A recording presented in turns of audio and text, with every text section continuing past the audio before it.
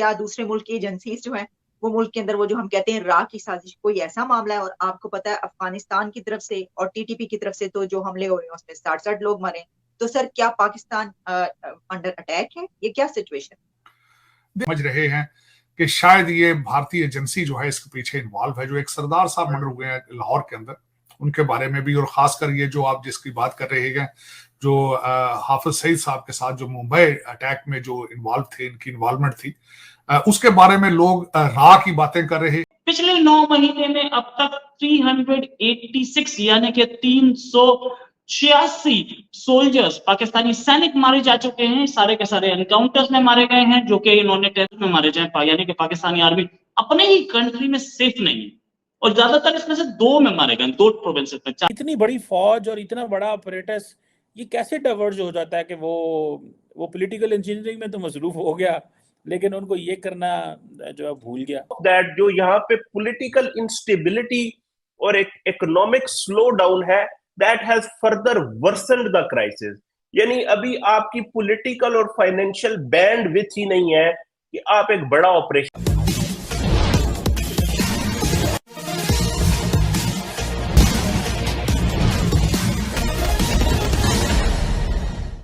वो कुछ यूं है कि कराची में एक जिस तरह आपको पता है टारगेट करके जो मारा जाता है, कुछ वाकयात पहले भी हुए थे, तो एक ऐसा वाकया हुआ है अब जिस पे ये कहा जा रहा है कि ये हाफिज सईद के कोई बहुत ही करीबी साथी था जो मारा गया। तो सवाल ये उठ रहा है कि ये किसने मारा, क्या हुआ, क्या दूसरे मुल्क की एजेंसीज जो है वो मुल्क के अंदर वो जो हम कहते हैं राह की साजिश, कोई ऐसा मामला है? और आपको पता है अफगानिस्तान की तरफ से और टीटीपी की तरफ से तो जो हमले हुए हैं उसमें 60-60 लोग मरे। तो सर क्या पाकिस्तान अंडर अटैक है? ये क्या सिचुएशन? समझ रहे हैं कि शायद ये भारतीय एजेंसी जो है इसके पीछे इन्वॉल्व है। जो एक सरदार साहब मर्डर हुए हैं लाहौर के अंदर, उनके बारे में भी, और खासकर ये जो आप जिसकी बात कर रहे हैं, जो हाफिज सईद साहब के साथ जो मुंबई अटैक में जो इन्वॉल्व थे, इनकी इन्वॉल्वमेंट थी, उसके बारे में लोग राह की बातें कर रहे हैं। बल्कि मैं समझता हूँ ये बड़ी एक और इमेच्योर स्टेटमेंट है। जो बलूचिस्तान के अंदर अटैक ईद मिलादुन नबी के हुआ है, उसके ऊपर भी हमारे जो इंटीरियर मिनिस्टर हैं उन्होंने फौरन उसका नाम राह के साथ अटैच कर दिया है। पहले दिन खबरों में आ रहा था शायद कि टीटीपी एक इसमें इन्वॉल्व है, लेकिन टीटीपी ने जब उसको डिनाई किया या उसके बारे में कुछ स्टेटमेंट दी, फिर आईसिस के बारे में सोचना शुरू कर दिया। फिर वहां से भी जब बात नहीं बनी तो उन्होंने जब राह के जिम्मे लगा दिया। मारे जाए, यानी कि पाकिस्तानी आर्मी अपने ही कंट्री में सेफ नहीं है। और ज्यादातर इसमें से 2 में मारे गए, 2 प्रोविंसेस में। 4 तो प्रोविंस हैं इसके, अगर आप कश्मीर को प्रोविंस मानना चाहते हैं, है तो नहीं। और एक प्रोविंस वो गिलगित बाल्टिस्तान जो इंडिया का है, उसको अभी मतलब जिसे मतलब चुराया हुआ प्रोविंस, उसको भी बोल दे तो मान लें। 4 में से 2 इनसे नहीं समझ, तीसरा सिंध तो वैसे ही आजादी मांग रहा है। लेकिन हुआ ये है कि पिछले 8 साल में सबसे ज्यादा सैनिक मारे गए। अभी तो 386 यानी कि 386, अभी तो 300 तो दिन हुए टोटल इस पूरे महीने, पूरे साल में 300 दिन में डेली एक से ज्यादा मारे जा रहे हैं। 130 से ज्यादा सैनिक इनमें से हैं आर्मी के, 200 से ऊपर इसमें पुलिस के लोग हैं, 1080 से ज्यादा वायलेंस यानी कि ऐसे एक्ट्स हुए हैं, आतंकी हमला या कुछ, जो कि जिनमें से ज्यादातर खैबर पख्तूनख्वा या बलूचिस्तान के। 1080 से ज्यादा, 1087 एग्जैक्टली। 1080 मतलब अगर मैं ले लूं तो 300 दिन हुए हैं अब तक मोटा मोटी। अभी 60 दिन आगे बचे, 365 दिन होते हैं, तो 300 के आसपास दिन हुए हैं।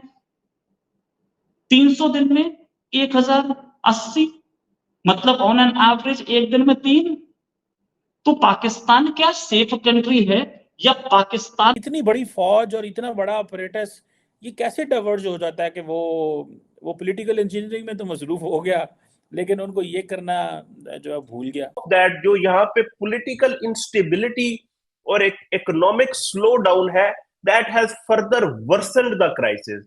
यानी अभी आपकी पॉलिटिकल और फाइनेंशियल बैंडविड्थ ही नहीं है कि आप एक बड़ा ऑपरेशन कर सको।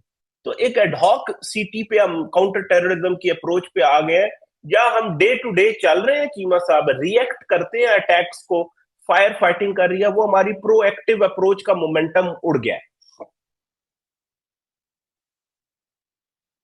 तो एक बासित साहब, फ्रैंकली स्पीकिंग बहुत बड़ी चार्जशीट है जो आपकी तरफ से है, और इसमें बाकी सही है कि हम उसको उस तरीके से नहीं कर सके जितना being an epicentre of everything, knowing Afghanistan, knowing our position in the region, जिस तरह हमें प्रोएक्टिवली देखना चाहिए था, हम कभी।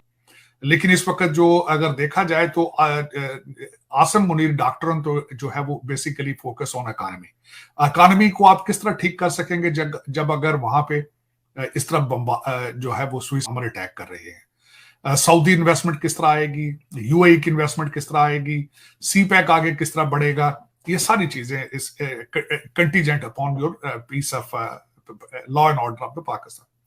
अब उसमें देखा जाए तो जब तक ये अफगानिस्तान के मैटर को सही तरीके से हैंडल नहीं करेंगे, अब उसको हैंडल करने से किस तरह करेंगे। इस वक्त तकरीबन 1 मिलियन से ज्यादा अफगान महाजरीन हैं जिनका कोई पता रिकॉर्ड ही नहीं है मौजूद, बल्कि कहते हैं कि जो इलीगल है उनको भेजेंगे, तो जो लीगल है वो कौन से आपके सिंपथाइजर हैं, वो भी तो एंटी पाकिस्तान है। आपको कई दफा उन्होंने इसका मुजाहरा किया है। जब दुबई के अंदर क्रिकेट मैच था आपका, उन्होंने कुर्सियां उठा उठा के आपको मारी थी जब जिस तरीके से। और मैं हमेशा ये कहता हूं जो सेंटीमेंट अगर पढ़े देखे जाए तो अफगानी जो है वो आपसे उतनी नफरत करते हैं जितनी बंगाली नफरत करते हैं। तो उस एलिमेंट को जब तक आप साफ नहीं करेंगे, अफगानिस्तान को एक स्ट्रॉन्ग सिग्नल नहीं देंगे कि इट्स कंप्लीटली अनएक्सेप्टेबल, तब तक आप आगे नहीं बढ़ पाएंगे। अब इस वक्त जिस तरह मैंने आज फिर कुछ इस तरह के हादसात हो रहे हैं उस रीजन में, पहले आपने देखा होगा कि मौलाना फजलुर रहमान साहब के एक जलसे के अंदर भी बहुत बड़ा अटैक हुआ था। तो ये सारी चीजें अब मेरा ख्याल है हमारे सिक्योरिटी इदारे हैं वही इस चीज की सलाहियत रखते हैं। पिछली गवर्नमेंट को तो ये ब्लेम किया जा सकता है कि वो कहते थे कि इन लोगों को ला के आबाद करना है। शेख रशीद साहब जो थे वो बड़े फख्र के साथ कहते थे कि इस्लामाबाद के आसपास 5000 फैमिलियां जो हैं वो टीटीपी की रहती हैं, तो वो तो इस चीज का क्रेडिट लेते थे। लेकिन अब उन एलिमेंट्स को देखें कि आगे फ्यूचर हम क्या कर रहे हैं, हम कहां जाएंगे। अफसोस के साथ है कि अभी आप डॉलर को कंट्रोल नहीं कर पाए, अभी चोरी बिजली चोरों पे हाथ आप नहीं डाल पाए, अभी तक आप अपनी ईरान के ऑयल की स्मगलिंग को नहीं रोक पाए और साथ ही ब्लास्ट शुरू हो चुके। और मैं इस पे सबसे ज्यादा दुख मुझे इस चीज का होगा कि मस्जिदों के अंदर और बेगुनाह लोगों को जो बेचारे जिनका कोई लेना देना ही नहीं है पॉलिसी के साथ, पाकिस्तान की फॉरेन पॉलिसी या पाकिस्तान के कुछ, उनको मारा गया। गरीब लोग ज्यादातर मर रहे हैं इसमें, अमीर लोग तो जो है वो सारे अपने घरों में बैठते हैं। देखिए आपने नोट किया होगा खासकर कि जो भी ब्लास्ट हो रहे हैं वो जनरल पब्लिक में गरीब लोगों के, इस्लामाबाद जैसे एरिया में, लाहौर या फिर भी पुरसकून है जहां हमारी रूलिंग एलीट रहती है, वहां पे वो नहीं हाथ डालते। गरीब लोगों को बेचारों को मारना मैं समझता हूं ज्यादती है। मैं मस्जिदों में तो खैर मैं इस चीज का नाम ले रहा हूं, किसी को भी मारना कहीं भी मारना मेरे ख्याल में ज्यादती है। और मैं खासकर ये कंडेम करूंगा, इस्लाम की प्रीचिंग नहीं है ये कि किसी को मार के आप जन्नत में जा रहे हैं, एक दूसरे को काफर काफर कह के आप कोई ज्यादा अच्छे बड़े मुसलमान बन रहे हैं। जो मैंने इस्लाम पढ़ा, रेडिकलाइजेशन है और एक्सट्रीमिज्म है, जैसे इंटॉलरेंस हो गई। यानी आप देखें कि जब पाकिस्तान में वायलेंस कम था तो पाकिस्तान की सड़कों पे टीएलपी तहरीके लबैक पाकिस्तान की आउटफिट जो थी वो ब्लास्फेमी को लेके सड़कों पे बाहर निकली हुई थी। आज भी आप देखें तो वो जो इबादत गाह है अहमदिया कम्युनिटी की, उनको डिमोलिश करते फिर रहे हैं। आप जो सर्वे आया उसमें इमरान खान के बाद जो सेकंड मोस्ट पॉपुलर यानी मियां नवाज शरीफ से भी पॉपुलर लीडर जो गैलप का सर्वे है उसमें साद रिजवी है। तो ये हो रहा था ना कि वायलेंस तो कम था लेकिन कन्वर्सली रेडिकलाइजेशन ज्यादा हो रही थी। अब रेडिकलाइजेशन को टैकल करने के लिए ताकत का इस्तेमाल नहीं होता, बयानिए की जंग होती है, यानी नैरेटिव की वॉरफेयर है। यानी ये वॉरफेयर है कि किसके हुज आइडियाज आर बेटर। यहाँ पे चाहिए था रियासत को कि अपनी क्रेडिबिलिटी को असर्ट करे। आप अगर हमसे जुड़ा रहना चाहते हैं तो कृपया मेरे चैनल को सब्सक्राइब करें तथा बेल आइकन भी दबा दें ताकि नई वीडियो की जानकारी तुरंत आप तक पहुंच जाए। धन्यवाद। जय हिंद।